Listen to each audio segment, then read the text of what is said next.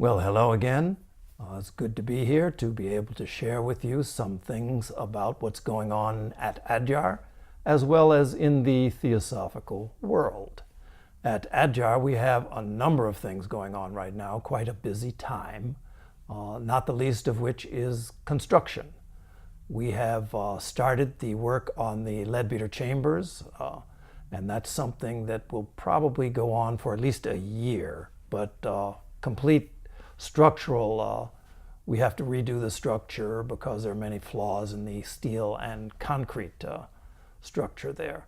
So that's something that has begun. We're starting with the outside, and then we'll be moving into the actual renovation and modernization of that. Be able to show you some things about that. We've also started on our archives building. The archives, we have a space within the library that's going to increase the footprint of our existing archives and move it away from the river so that it can be associated directly with the Adyar Research Center. So that's going to be a very good synergy there. So that's underway. Also, in the middle of June, we're going to be having an official opening to the school session for our new Theosophical School opening on our campus, the Adyar Theosophical Academy, ATA. Will have its first class starting from the kindergarten level up to second grade. So every year thereafter, we expect it to build and to grow. We already have a number of people who have applied for next year already. So this is something that's very, very good. Show you some things about that. We had to do a number of construction aspects and renovations to repurpose the Theosophical Publishing House building. Theosophical Publishing House has moved its operation to another area on campus in the Vasanta Press. So I'll show you some things of that. So many things going on at Adyar. Also, during the course of this past year, the Theosophical Society in America, but also the Theosophical Society internationally, lost a very, very good friend. John Kern passed in January of this year, and his memorial service was just held in April. So a little bit of a remembrance of John, who served for 53 years as advisor to the Kern Foundation and really helped to apply a number of valuable resources and start a number of new and innovative projects within the Theosophical Society in America. So just a little bit of a remembrance of John. A good deal of the month of May was spent in Australia, touring and visiting with members and the various sorts of branches there. Australia is one of our older sections, and it has quite a bit of very, very good functional resources that it applies. So we'll get the chance to show you some of the things there.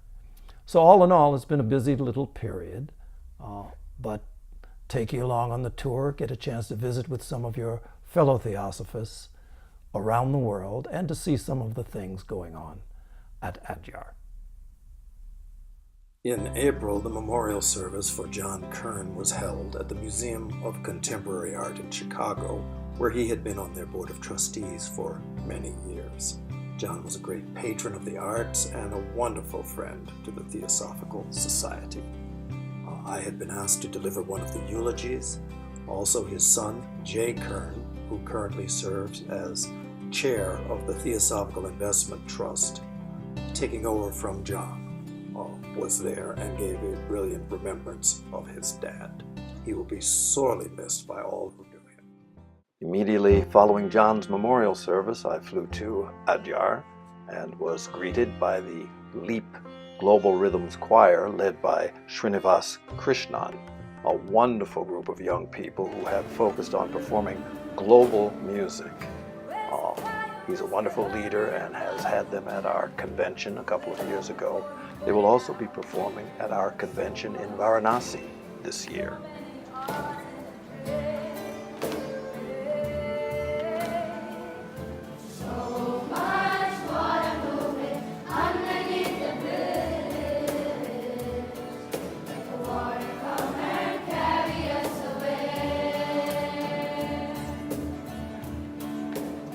Every year at Adyar, over the Easter weekend, the South India Conference has taken place, now known as the Easter Conference.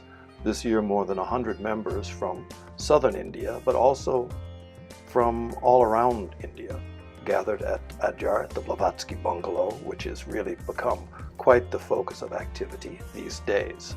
It's a wonderful conference, a number of speakers from throughout India, as well as our International Treasurer, Nancy Seacrest, and International Secretary, Maria Artama.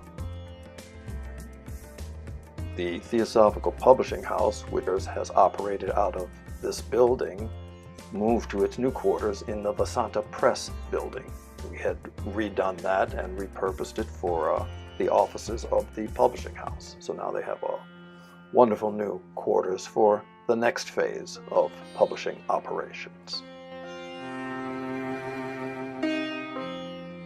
The publishing house moved to make room for a new effort that's taking place at the Theosophical Society in Adyar, the Adyar Theosophical Academy, which will now occupy the building after some renovation work is completed. It's a dream that we have had for a long time to have an actual theosophical school, not just an excellent educational institution, which this will be, but one that can actually give students the benefit of theosophical principles in a practical way to help them develop their characters as young people and for their future impact in the world. From Adyar, it was on to Australia for a tour that began in Melbourne, not Melbourne. Beautiful city. The Theosophical Society has been active there for a long time and has this building right in the central downtown area.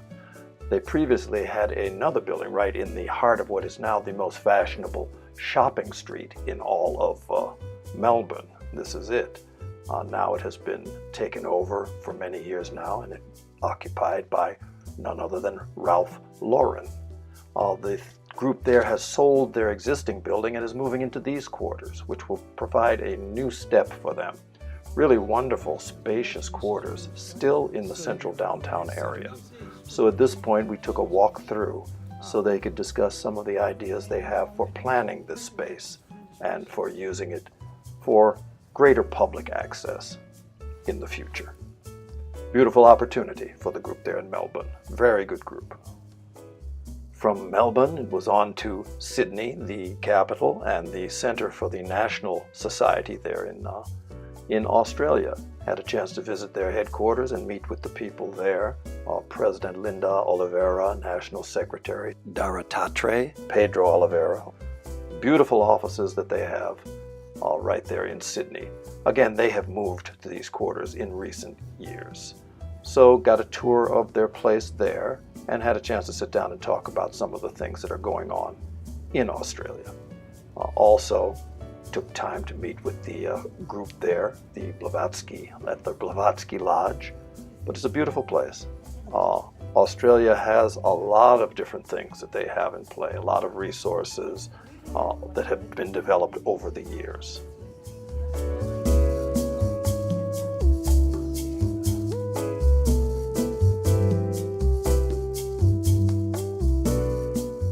While in Sydney, I had a couple of meetings at the Blavatsky Lodge for public and for members. Lovely place that they have there that they've been using for some years now. Quite a good turnout and quite a good and active group that is there in Sydney.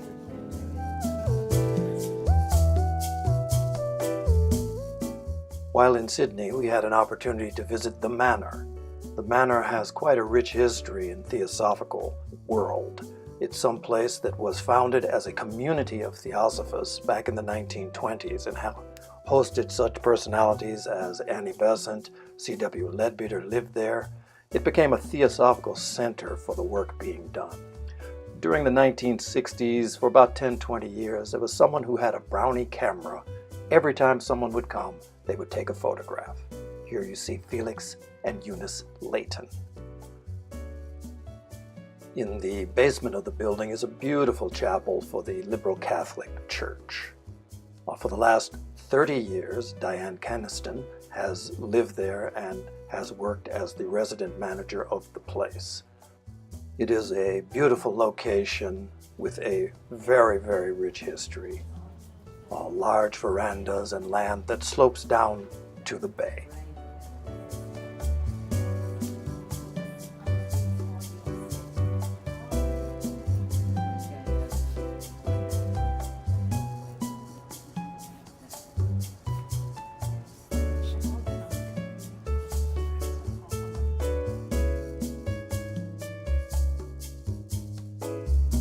From Sydney, it was on to Launceston, Tasmania, not Launceston, Launceston, for an annual meeting that they hold there at the local retreat center.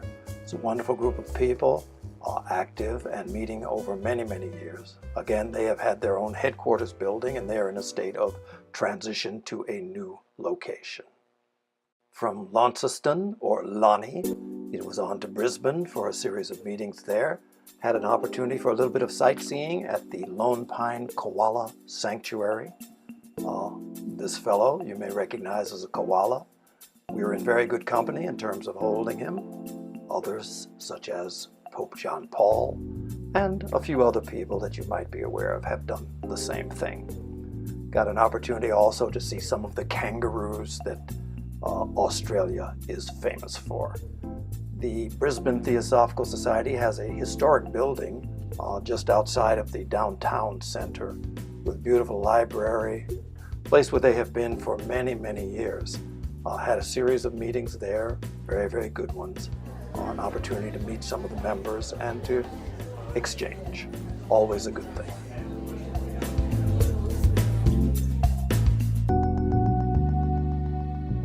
Next up was Adelaide. Adelaide is a very old branch whose charter was signed in 1895 by Henry Steele Olcott. They have a lovely place there just outside of the center of the city with a bookstore. We were hosted by Kevin Davey, who was the acting president there, and I had an opportunity to meet Bev Champion, past president of the Australian section. It's a good set of meetings. Got a chance also to interact with and meet the executive committee for the lodge. Our last stop on the trip was the Wild West in Perth, where they have a very active group there. Actually, Perth was the only place I had been in Australia previously when they had their convention a couple of years back. Good set of meetings and a lot of good work they're doing in Perth. At the end of April, we started the work on Leadbeater Chambers. The full rehabilitation of the building, structural work on the outside was the beginning. Setting up the scaffolding, which is in place, and that work is going on. It will go on to be a complete renovation of the interiors as well. To give you an idea of the scope of the project, here's a brief video.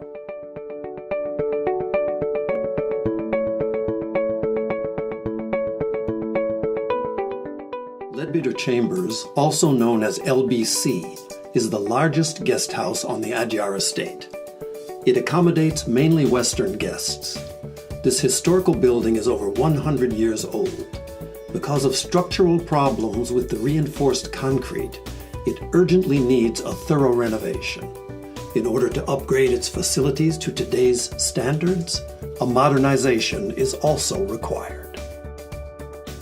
Leadbeater Chambers, in its current state, is a beautiful colonial-styled 3-story building with spacious verandas and rooms. The outer appearance will hardly change, but modernization of the interior is inevitable.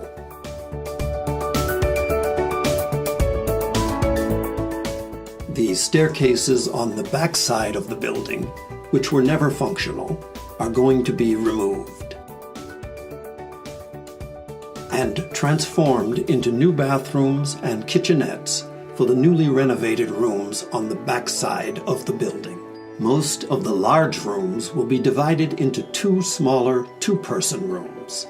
Others remain undivided but get an extra bathroom, especially for those guests who prefer to be with 4 people in one room. These changes are going to be applied to all 3 floors. Part of the room's furnishings will be original antique furniture, which will be refurbished. To complete the decoration of the rooms, new pieces of furniture will also be installed. For safety purposes, new staircases are going to be constructed on both ends of the building. Although not visible in this presentation, the aim is to make the whole building eco-friendly, having solar cells for electricity, hot water tubes for the showers on the roof, and wastewater of the bathrooms being treated and reused. As is very clear, the overall look of the building on the outside has not changed much.